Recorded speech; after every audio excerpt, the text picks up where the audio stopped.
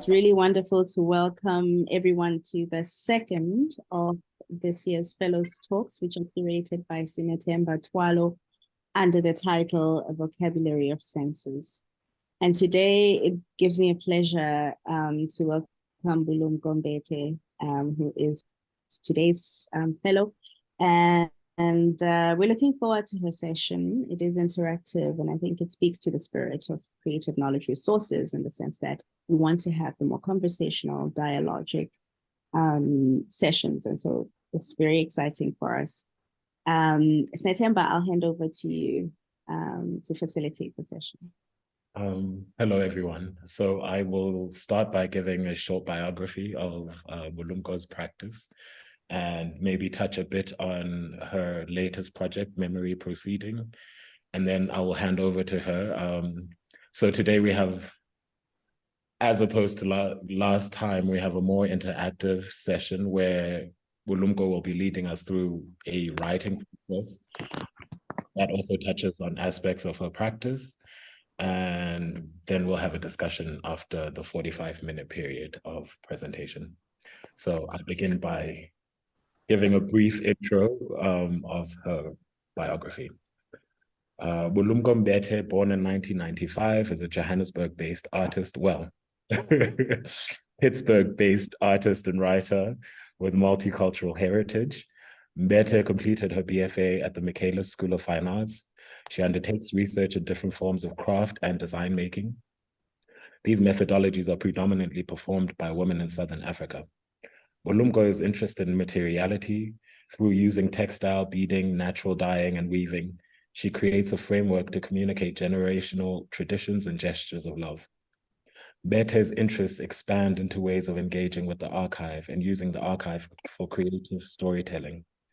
In this pursuit, she uses archival matter such as photographs, textiles, and clothes. She explores the geographic connections and synchronicities within her family in relation to Southern African history and its effect on migration, labor, farming, and love. Bulumko is expanding her creative exploits through experiments in curation or creating spaces for gathering and conversation. Her current project is titled Memory Proceeding, which explores the studio practices of 11 artists and creatives. The exhibition space involves the display of studio experiments and completed works as a site of discussion, which will reflect on how artists establish techniques and areas of focus within their practices. Looking specifically at the ways that they are influenced by their interests in history, sustainability, cityscapes, home, and shifting cultural narratives. Bulumko, I'll pass it on to you, and then we'll open up the floor. Okay, great. Thanks so much for the introduction, Sinetemba. Sure, how do I begin this? Okay, I will share some slides before we get into it, and then we can start with the writing exercise. Yeah, so my name is Bulumko Mbete, and I love thinking collectively. There are different ways that I approach thinking collectively within like my practice. And so Memory Proceeding was a great way to explore my interest of like thinking collectively with other artists, just because my visual artistic practice isn't as collaborative as kind of this project had allowed. And I guess like the starting point was just looking at the different conversations that artists that I guess are in my peer group, artists or creative practitioners that in my peer group are having, so conversations that they're having in terms of like how they form their practice, how they collaborate with other people, the histories that they're looking at, the knowledge production that they're looking at. And so I just thought I'd really like to engage it in like a similar space, and then see how people who participate in the exhibition respond to the conversations that are being had or how it resonates with them as well. And so started with this project, which is Memory Proceeding. And the name comes from, I guess, like two different things. So one is like the idea of memory, the idea of remembering, the idea of like how memory translates like past, present, future, how it gets reimagined. And then proceeding, that part comes from a song that I really love called Love Proceeding by Love Proceeding is a song by Bad But Not Good. So they're a jazz band. And the song is a collaboration between them and Arthur Verkai, who's a Brazilian musician. And so I just kind of was like thinking of the expansiveness of like cross-pollination. And so the two names came together to form the project Memory Proceeding, which I think will be an ongoing project. And this was just like the first iterations thereof. So to go through it was kind of looking at ways in which I could have playful conversations with artists or creative practitioners, how I could put them into conversation with each other. And yeah, reflecting on like different forms of practices of storytelling, of like history and world making. So the most recent iteration happened at the Transvaca building with this collective I work with, which is Black Blocks. So in Black Block space, and these are some images. The first few images I'll show you are from the first iteration, which was in my apartment. And so these are some photos by Shana Lizir who went, sorry, these first two slides, who went on, basically was relocating to Ethiopia for work just before COVID happened, and had this incredible immersive experience in Ethiopia, and also kind of refigured their identity in terms of like how they related to their Blackness, being in inverted commas, colored person in South Africa, or having had the colored experience. And so it was interesting to hear how Shana had learned to navigate like Blackness and Africanness in a space that wasn't contextualized in a segregated way in the way that it often is in South Africa. So feeling like a sense of belonging, one, for the way that they looked as an African, and then also how they were assimilated into a different culture, but were able to feel a sense of belonging and lots of like resonances. And then these are some works of Lesole Taotsala, which focused on inner city Johannesburg. And Lesole looks at Johannesburg kind of relating to how Johannesburg is like this melting pot of different people from different places, kind of trying to pursue, I guess, like building a life, building some sort of like progression for themselves. And then also looking at, I guess, like the different ways in which the city is haunted by things like capitalism, things like xenophobia. Yeah. So these are some images. These are from the iteration, which was in my apartment. And then when the project moved to Black Block space at the Transvaca building, we did a research residency with Nyakalo Maleke.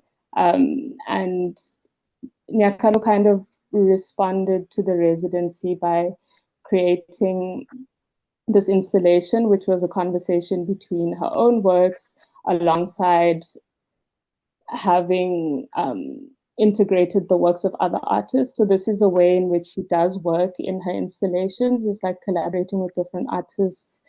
In this case, it was a little bit different because she didn't choose the artists. I kind of like prompted her through who I wanted to work with in the project. So that was one, the Herd Designs, two, Dudu Blumore, and then she also wanted to use the works of Sibabalo and Joanna. So these are all people who work in, I guess, mediums that are quite interesting in that, like, in terms of my practice, I see them as being related to like forms of women's work and handwork. And so beading, textile production, textile research, and then also like forms of like making and sculpture that are quite soft. So these are more images of Nyakalo's installation, and she kind of like played around with positioning and then like responding through her own work. And then these are the works of one Sibabalo Ndana, who works with natural dyes and textiles and weaving. And then this is next alongside Sibabalo Ndana is Lwando Dlamini, who works with mixed media in quite a like textural way, which I really enjoy and find interesting. And then also like how it reflects on kind of like the condition of like being a Black person, the body, fragility, wounding, and like how that kind of relates to different histories of being South African and being Black. So these are some images. There was also a video program which includes the works of Kanisile Mahwai, Yadichinma Okoa Kalu, and then Aya Magwatlaza, and yeah, so this was like one way in which like I kind of worked with the visual collaboration between like different artists. Thematically, there were like points of intersection, but that wasn't like my main interest in doing this project. I think I explored it in quite like segmented ways in terms of how relationships were built between the artist's work in the space. So yeah, that's kind of how I explored working with like these different practices that are kind of existing in the same ecosystem at a similar time, but exploring like all different aspects of, I guess, like personhood and how they specifically like collaborate with the environments or people. And so I've been thinking about this idea that I recently came across because I'm back in an academic program, this idea of like co-citizenship, which is an idea of like shared care or co-authoring. And that kind of looks at like kind of flattening hierarchies of how we differentiate between each other as people. And so it one acknowledges like privilege or like having come from a form of like disadvantage or discrimination, but it's restorative in that like it acknowledges that that has taken place and that going forward we will co-author or share care in creating like our environments together with that in consideration. And so that's kind of like the nexus from which it operates. And so in working with artists, it's kind of like this idea of shared care and co-authoring together. So what conversations are we having? How are we thinking of the work? How are we putting it into space? How are we having conversations with people about the work that we're putting into the world? And how are we, I guess, like creating healthier, more sustainable alternatives through this way of working, through doing things together, through co-authoring, and through, I guess, like flattening these hierarchies of the things that differentiate us from each other. And that's kind of like a strategy that we can employ in the present to, I guess, like hopefully create like potentially better futures. And this idea that I'd read is like from a recent reading that I'd done of Ariela Azule. And so, yeah, that's something that I'm thinking about. Also in working with artists, I'm kind of thinking of like oral histories and storytelling and the ways in which we continue that tradition going forward, and how important cross-pollination is for like this idea of like shared care and co-citizenship. So another project that I've done in working with an artist was this project called Event Horizon, So I worked with Kamil Hassim, and we kind of conceptualized and constructed, well, the conceptualization was kind of on Camille's side of things, because this is his research area in terms of like looking at the different ways in which like knowledge systems are constructed, how we communicate information, how we receive information. And then this was kind of the beginnings of finding ways to communicate these ideas he was thinking about through the material object of these diffraction lenses, which are defunct. So they're these lenses that are usually used in astrological research. And so these were defunct. And so he was able to then take them from the observatory and use them in this installation, which was kind of, I guess, like a combination of like science and visual arts research. And this took place at Cotton Hill. It was a light installation, and people were able to come into the space, interact with it, and I guess kind of share their reflections. It was a very, I guess, in the best parts of its installation. So when we had like the smoke machine on and that interacted with the light, was a very immersive thing. It was also, I guess, like a very reflective experience because it required your participation with the space and light. And then the last thing I'll share is a weaving retreat that I went on last year, which was organized by the Herd Designs and the Nanovites. And the weaving workshop was presented by Mum Beauty. And she is a master Zulu basket weaver, and she was kind of sharing her knowledge of Zulu basket weaving, and then also like the different methodologies that get used within it. So looking at like the natural dyeing processes, the ways in which the Ilala palm gets processed. And so all of these things were really important to learn, just in terms of like thinking around knowledge production, and how knowledge gets passed down through generations, and that kind of relationship that's quite important, in that like older people and younger people need to interface and share knowledge and kind of like push forward certain mediums or ways of making into our presents and futures. And the only way that we can do that is through exchanges like this weaving retreat that I went on, which was really beautiful. And so, yeah, that's just like a summary around how I like to work collectively, how I like to think collectively, and the different ways in which I've been able to do that recently. But for the session, I'd really like to think collectively through writing. And so I have some visual prompts that I'll share with everyone. And then if I could have participation from everyone who's here, or select people that are here that are willing to participate.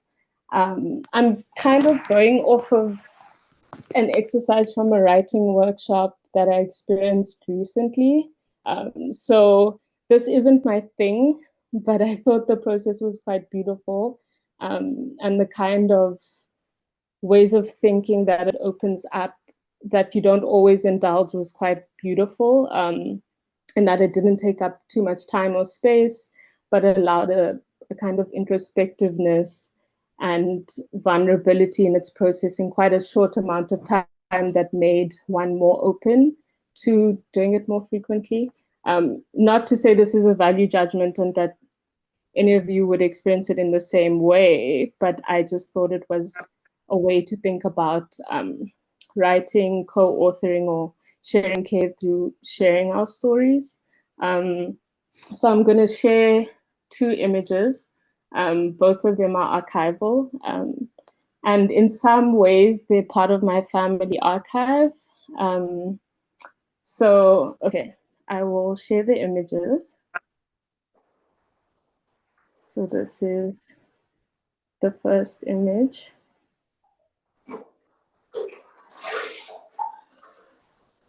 This is the second image.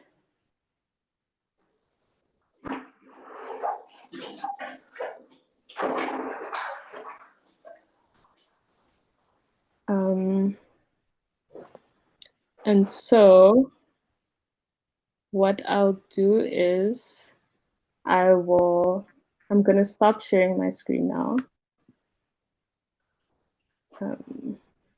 And I'll kind of like give everyone a prompt. So think about either an image, an object, or some sort of like tactile experience. So think about that thing and maybe list a couple of words relating to this thing that you're thinking about. Let me ask for at least like kind of write down what the thing you're thinking of is, one, and then two, write down a list of words relating to that thing, and be open to the flow of the way that you're thinking about it.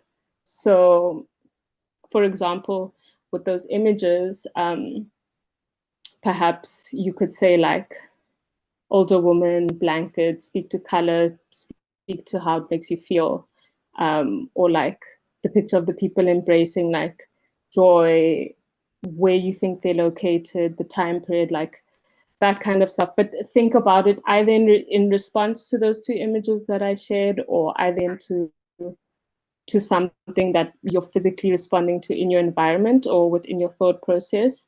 So I'll give 5 minutes for that. And then I'll invite some responses and reflections from whoever is happy to share. I think we can start off with 3 to 5, depending on if people are happy to share. Okay, cool. Can everyone see that?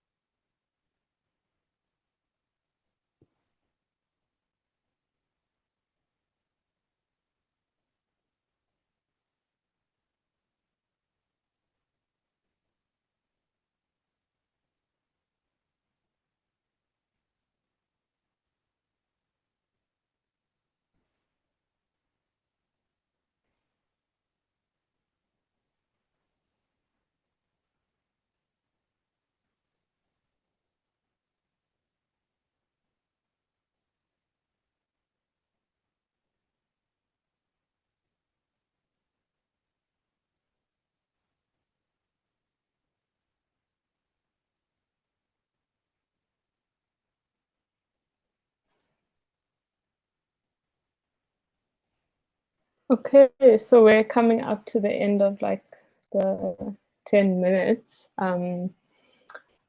Would anyone like to volunteer to go first, just to like read their list of words or reflection?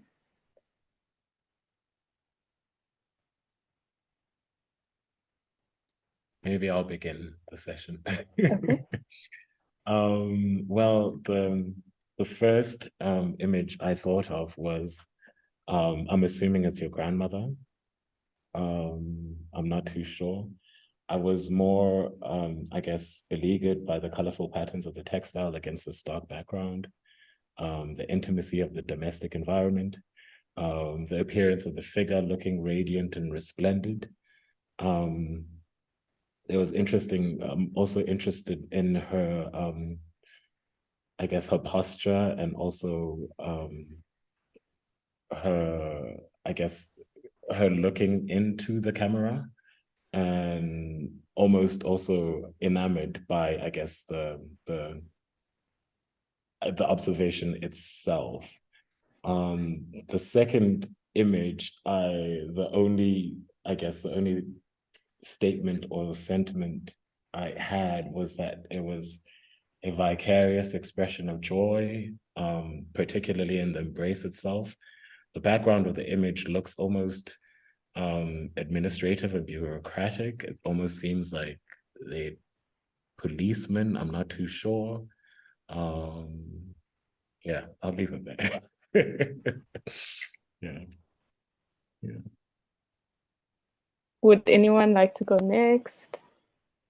Hi, Bulumko. I think I can. Okay, great. Was there someone else? No. I was just saying thank you to Sinetemba for sharing.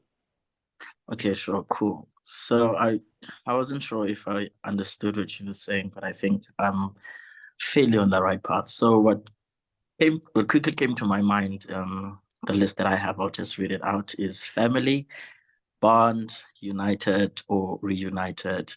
But I was also looking at, and I'm also assuming that's your granny, and it reminded me of a painting that I did of my granny that titled it Makulu. I also have home, love, memory, childhood, because the black and white image, I was also looking at the background. I think those are like kids there in the background, and I think that's an older person there. So I was just thinking of like maybe childhood, playing with family, love, and just memory. Thanks, Lando. Would anyone else like to share? We still have 3 minutes before the next part of the exercise. Cindy, please go. I really like this exercise a lot. It made me, I didn't go as literal as everyone else in like reading the images, but it made me think about like a fabric drawing that my mother had made. And she's not an artist, but she's a teacher. And so she's always been quite like engaged with coloring and drawing print charts for her class. And I thought about it because obviously your working with textiles. Earlier today, a friend of mine shared some photographs that she had taken of her tufting hobby. And she started tufting. So for anyone who doesn't know what tufting is, it's kind of like making a rug, essentially. That's very basic layman's terms, right? So she started doing this because she said she wanted some kind of like textile art or like a wall hanging, but she didn't like any of the ones that were available. And so it was quite interesting to think like she's documenting her process of like a cute hobby, but that could very easily become like her practice over time. And I'm really quite charmed by this idea, like my mom doing it, drawing on fabric, my friend now just wanting something groovy on her wall, and just this act of like creating your own art archive. And I thought about it also when you said these photographs are archival, and how it seems like in your work you draw on like your family archives for nourishment in your work, which is just a really lovely thing, I think, to behold in anyone's work. Asafe. Thank you. Thanks so much for sharing, Cindy. Would anyone else like to go before we move on to the next part? Okay, I'm going to take that as we can move on to the next part of the exercise, right? I maybe could throw in one more word, which is content. And sometimes, I mean, we always think of being content as something that is always coming and never quite here. And there's something quite interesting in this sort of photographic moment where you get a sliver of contentedness. And I was thinking about it in the Sotho form of the word, ho kgotsofala, or kgotsofetse. It's like to have peace. But we often expect peace to, or I don't know, that sense of being content to be permanent. And there's something quite interesting here in accepting the fact that it comes in these moments. But yeah, kgotsofetse, because khotso is peace, kgotsofala is content. And I thought it was it's a very interesting exercise in sort of trying to figure out what the affective tenor that registers in both images is. But yeah, that's just one, in addition to everything else that's been said, one thing I just wanted to throw in. Thank you, Nomusa. Okay, so I will move on to the second prompt. And the second prompt is just to basically, I'm not sure that everyone responded in the same way to the images, or if certain people kind of went off of like imagining their own object or scenario kind of context, which they wrote about, or kind of thought up about. So the next part is to then write a paragraph about whatever was prompted through the first prompt and looking at the images. And so I think we can give like another 10 minutes. Is it 5 or 10? I don't know who's managing time. Someone please confirm. 10 minutes is okay. 10, okay, cool. So then we can give another 10 minutes to kind of writing a paragraph or sentences off of that first prompt. Okay.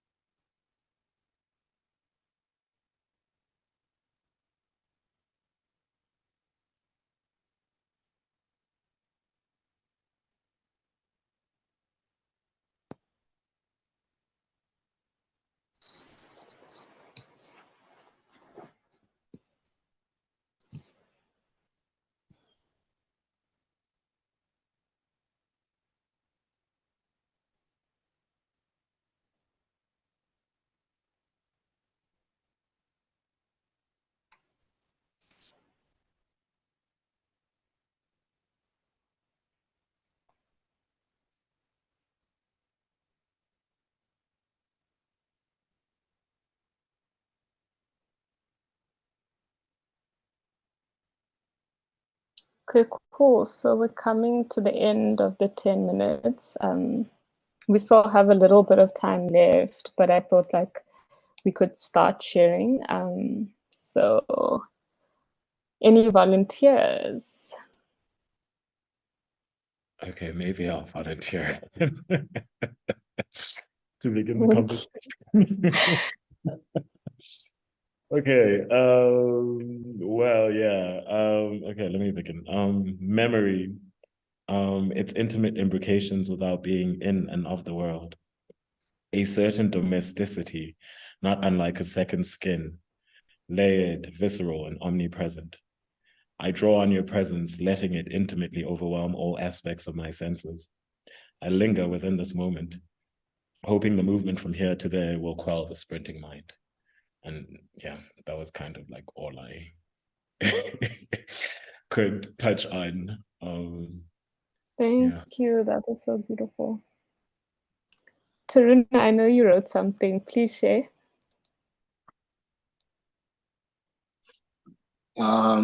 I could go next. Yes, please. So what I did was I sort of, when you shared both the images in one slide, I sort of began to read them both together. And reflected on, and sort of my thoughts were leaning towards my own reflections with my own family. So what I wrote, the paragraph I wrote was, he was outside together with them. She was inside on her couch. This is sort of me reflecting on memories of my mom and my dad. And so just thinking of mom, her home, because she owned it. Her late husband, he loved to be outside. Was it because the house was hers? Why was he always happier outside? Were they all happier outside? And that's sort of referring to the dynamic between sort of like the men and women in my family growing up. And so them sort of referring to all the men who are sort of like late, who all love to be outside. Thank you. Thank you for sharing. Is there anyone else that would like to share? I guess before we go into a Q&A, if there are kind of questions. Okay, someone has shared in the comments. I think I'll go ahead and read it. So the person has said, the quiet piece of my gaze sits at the intersection of a multi-patterned background. The analogy is a steady wall that has been crafted throughout the interwoven textures of life's journey. Come home to strengthen your battered soul.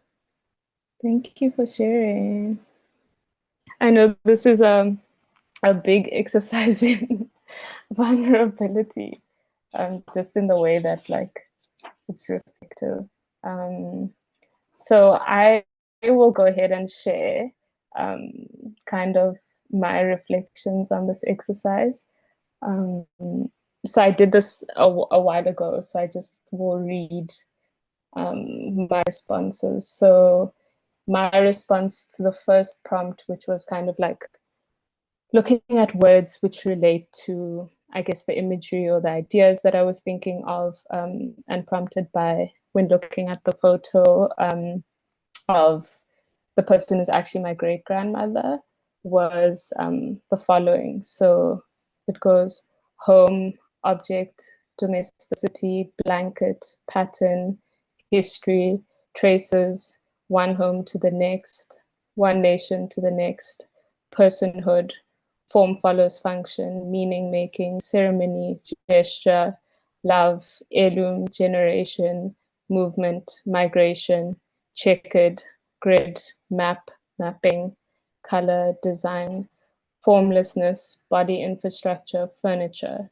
dressing furniture, warmth, nostalgia, homogeny, heterogeny, container, being, acceptance, world making, texture, weight, softness, retention, fluidity, embrace, cultural coding, assimilation, ownership, burial, funerary practice, memory. So that was my response to the first prompt. And then my second, the piece of writing was, the blanket is an intimate container of history's inorganic and organic, irritating edge, sentimental memory, carrying time and place.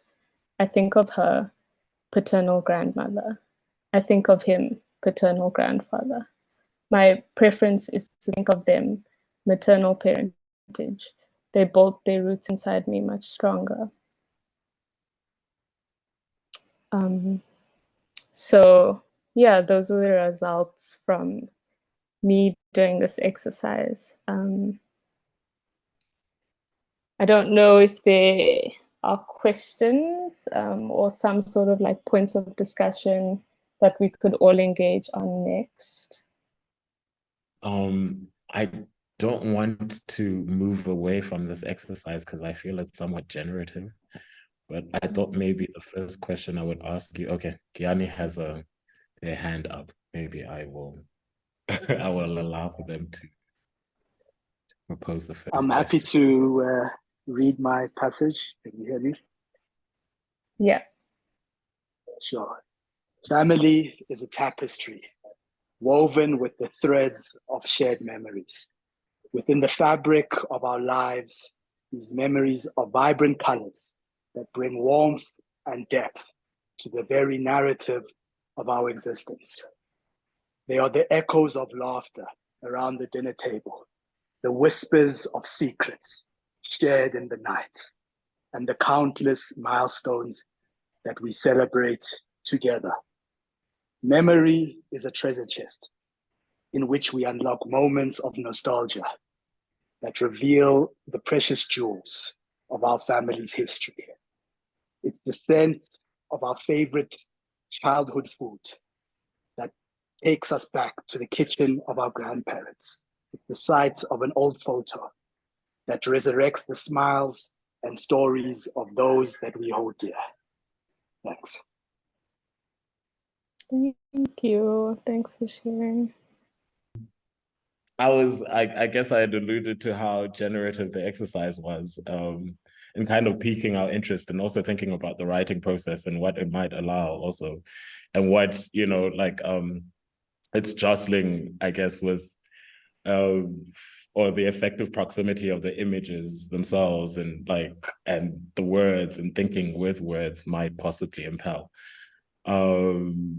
I wanted to begin, I guess, my question by going back to memory proceeding, which kind of veers off path from the exercise itself. But I wanted to maybe touch on what you found generative about creating also the space of radical togetherness where I guess different practices kind of then had to contend with each other's method in some sense, but also being responsive to a site, which was Johannesburg. And maybe like you could touch on the challenges of working within the site-specific locale of Johannesburg and having to initiate such a project, which also thinks very differently to how like formations of institutional forms and institutionality is imagined a lot of the time within that context. Oh, that's a multi-layered question. I know, quite long-winded. Yeah, not long-winded, just multi-layered. I think, I mean, initially kind of my thinking around the project was that it's been COVID, kind of collective spaces have quieted, and it would be like a good time to create space for one, I guess, like making in a particular way by assembling artworks, I guess, in a space. But then again, like without being compelled to, I guess, have something that is commercially viable or attractive in a particular way, or even like asking for a particular narrative. And so it was kind of like this convergence of like, I've been looking and speaking and listening to these artists and their practices. They also, I think, all have a very slow way of making and a considered way of practicing. And so that to me was interesting. And so it was a long process in that, like, there were lots of like conversations and calls and meetings that I had with each artist, just discussing their practice, their interests, their process. And then I guess like a period of reflection, then selecting what would kind of be shown, and then putting it in the space, and I guess like having different conversations in like different parts of the space. So Shana's photography had a room to itself because there were 17 photographs which were shown. And then Lwando's work in conversation with Siba Balwez was quite interesting just because of the way in which they work with the tactile in different ways. So although Lwando uses traditional mediums of kind of like paint and drawing, and I mean, the stitching is not so much mixed media, but I think it's quite interesting in which he brings to life these very flat mediums. And I thought it quite beautiful in conversation with Sibabale, who literally does the weaving herself and the dyeing herself, and like does research into like the different colors that she can yield from natural dyes. And so I thought like those conversations were interesting, especially because of the contrast of like Lando's work often being like fantastical colors or not the most natural colors against Siba Balwez, which was, I guess, like in a literal way of reading it, like natural pigments, and how those spoke to each other in the way that like they had these tactile qualities that were so interesting and clashing at points. And then Nyakalo's installation, which was like, sure, I don't know, quite interesting in that like I prompted her with the artists that she had to work with, but she played around with their mediums and I guess like kind of ways of looking and seeing things, and looking at the idea of drawing. I don't know if that answered your question at all. I also think it was interesting that a lot of the artists that participated were not based in Joburg, or not from Joburg. I think there's an interesting relationship between that as well. So kind of like bringing in aesthetic practices that aren't necessarily informed by the same environment into that space, but somehow it makes sense because Joburg is such a diverse place.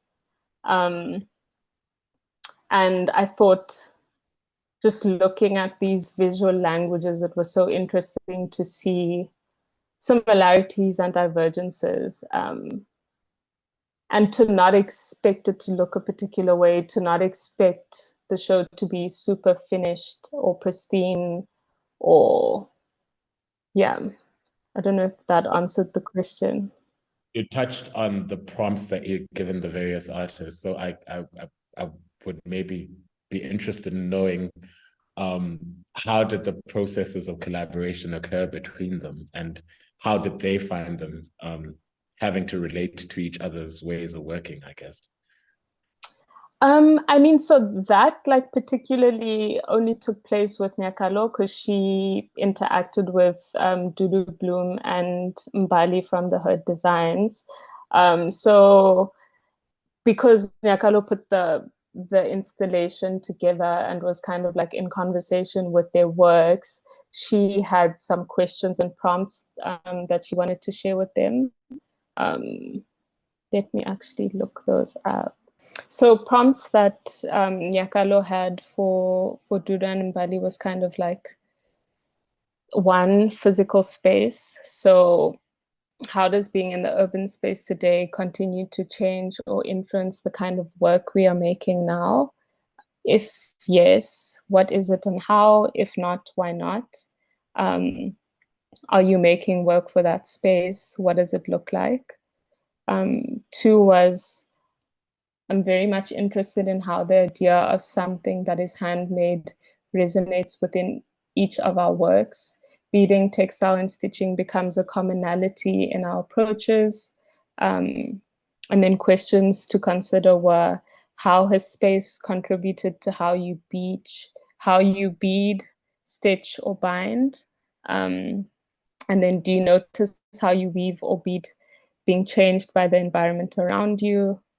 And then 3, what role does memory play with how one begins to stitch, bead, or create tactile textile pieces?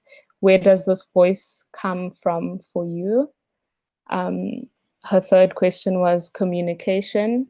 What do you communicate in your work? How can we combine our processes to communicate collectively in space? And then 4 was the last question. What kind of work do you want to see more of? So these were conversations that Nyakalo had with Dudu and Mbali. Thinking about time, I'm going to open up the floor for questions from the audience. Any questions, comments, observations, possible statements that might lead us elsewhere? I think I have an observation, not so much a question. But I guess in this kind of modality of us thinking collectively, also, and thinking within your practice around materiality, Bulumko, I'm also very much reminded of the exhibition that opened at the Novell Foundation, When Rain Clouds Gather. Well, now it's no longer up, but it too kind of thinking through the collective practice of weaving tapestry, which is of course within art historical discourse, has been relegated to this very loaded term of women's work.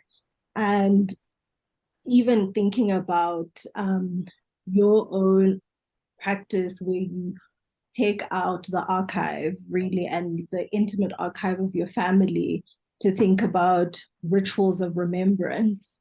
I'm also thinking about the practice of writing in the sense of kind of what Atambile Masola thinks through similar ways of materiality, but within her, her work of poetry and historiography of surfacing Black women who were important throughout history, but who've kind of been erased in some way.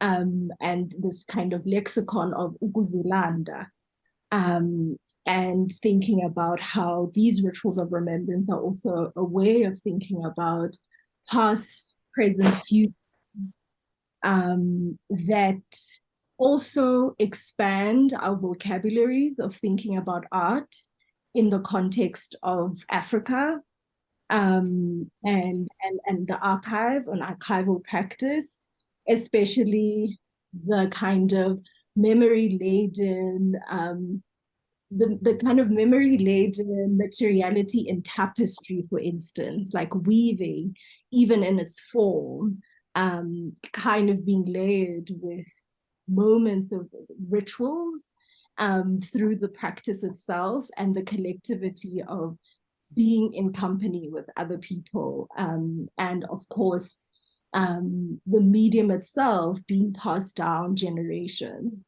and so that's kind of something that I'm thinking about, that also is a register that I'm seeing within visual art in the kind of preoccupations that other practitioners are having. Within an example that I surfaced, When Rain Clouds Gather, that thinks about Black women's cultural production in this kind of expanded way. And particularly what I'm thinking about in the When Rain Clouds Gather exhibition is the room that they titled Itinerant Archives, which provokes this idea that these archives are always in movement, and also encompass a very fluid kind of cultural production of making that's not necessarily art as we know it, or art as it's taught within like university spaces and that, but has this kind of expansive practice and situatedness. So yeah, that's just one observation I wanted to surface. Thank you. Thank you so much. Sure. You said everything so eloquently. I don't even think I could organize my thoughts in the same way. But those are definitely all things that, or themes that are kind of underlying within my practice, whether it's the practice of making that I have in my visual practice, or whether it's in the practice of like collaborating with artists. And sure, from what you said, just what stuck with me was that concept of ukuzilanda, and thinking about it in the funerary sense, that when someone passes on, you have to fetch their spirit from the place that they were when they passed on, to take it to their final, I guess, like earthly resting place at that point in their life cycle or time, depending on how you relate to kind of physical passing. And that is directly related to ideas of memory. And that act in itself, like that journey, is an interesting one in that, like, it requires this acknowledgement of kind of the person, their history, their earthly life at that time, and then in the present, taking them to their resting place, which is kind of where you, I guess, like wrap up this idea of their life. And then the future, which is something that you don't necessarily perceive, but the future has its own iterational way of reflecting and perceiving that person, their life, or kind of like their impact. And I guess that's the work of like memory and reflection, and I guess like a lot of confluences of practice at the moment, which are trying to do that. So trying to remember for the injustices of the past, remember in the present to kind of use it as a way of navigating the world, in the hopes that it will kind of lead to roots to the future, or of a better existence in the future. Yeah, that's just something I was thinking about from what you had said. Thank you. Nomusa also had her hand up.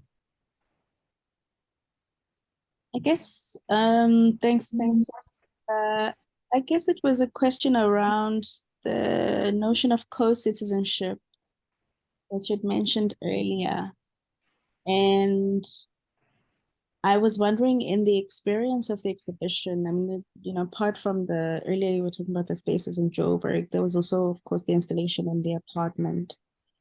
And I wonder, what are the thoughts around, the contemporary experience of citizening and alternative ways of citizening, of belonging to something, or because I mean, the idea of citizenship already marks some limits within which what belongs and what doesn't. And I wonder if this is being, in the way that, maybe in the process of this, of the co-thinking here, there were alternative ways of thinking about, or at least thinking citizenship differently.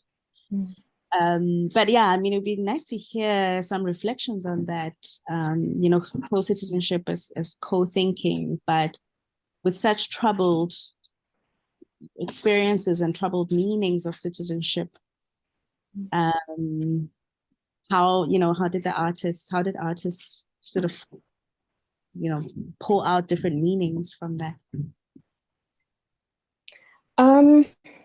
So, I mean, in terms of how I'm speaking about co-citizenship in relation to this piece of writing, which is Potential Histories Unlearning Imperialism by Ariella Azule, it's kind of like the side. So it's interesting that she uses the word citizenship. However, in the text, she kind of discusses like divesting from citizenship in the sense of like nationhood and nation states, and like ideologically, politically, how that does things to kind of like separate and divide and create hierarchies, and create borders between us. So in her idea of co-citizenship, which is shared care, it's kind of like this response to community and like a collective environment that that then kind of authors together going forward. And so in looking at it, it's kind of like looking at not differentiating from each other, I guess, at the level of like creating tensions or negative oppositions, but rather like what are ways in which we can share care in creating a future together, or even a livable present together. Yeah, so it's kind of like divesting from the meanings of citizenship as we know them currently. And in terms of, I mean, bringing the artists together in the exhibition, sure, I don't even know. I don't know if I can speak on it for them. Sorry, Luando was here. He's not anymore. In terms of Nyakalo, in conversation with Mbali and Dudu, I mean, I shared some of the questions and thoughts that she was having. But for example, like Mbali has this collective practice, the herd, which she works with a community of women in Mpumalanga, and together they author these beaded artworks, which are encoded with messages, but that's a collaborative process. One in like the method of making, but also in, I guess, like learning to tell story through that particular geometric graphic language. And it's a collaborative process. And then in terms of like looking at Nyakalo's practice, is that like she creates these installations, and I guess like maps out communication in different visual languages, and sometimes through actual like spoken oral language. She's looking at the medium of drawing historically, but kind of employing these methods that create within the medium, I guess, new ways of reading drawing, new ways of relating to the materiality of drawing, but all of that is culturally informed, right, and culturally coded. Yeah, I don't know if that was a kind of response to your answer, to your question. If there's anything like you'd want me to expand a bit more on. No, that sounds, yeah, that sounds amazing. I mean, it's a pity some of the artists who were here have left, and it would have been really great to hear their reflections as well. But thanks so much. Yeah. It's a pleasure. Thank you, everyone, for being here and engaging and sharing. I appreciate it. Yeah. Thank you so much, Bulumko. Thank you for your openness and also being responsive to the invitation.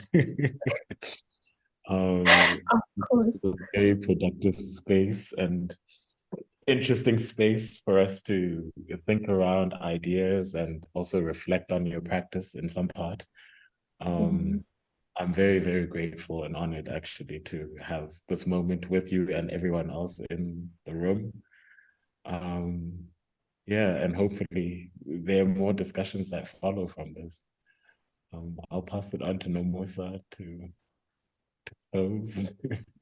Yeah, thank you so much. Absolutely. I mean, it's not easy to co-think online. It's not easy to even do it physically sometimes. So Yeah. thank you so much for having brought us together. And I think some really beautiful thoughts, some really beautiful reflections have come out of it. And at least we all have something to take away from it, from the process, you know. So I think it was really wonderful and heartfelt session. Thank you again, Snetemba, for putting the program together. I just wanted to remind everyone that next week, on the 6th of October, Cindy Lee will be presenting her talk about anthropogenic climate change through Denise Ferreira da Silva's Unpayable Debt, which examines the relationships among coloniality, raciality, and global capital from a Black feminist poetical perspective. She'll propose a close reading of Black South African women artists inspired by Makhosazana Xaba's historiography of South African poetry. Cindy Lee, we're really looking forward to it. So we'll all meet again here for another wonderful session. And again, thanks everyone who's joined today. It's a pleasure to be here with all of you. Thanks so much, everybody. Much appreciated.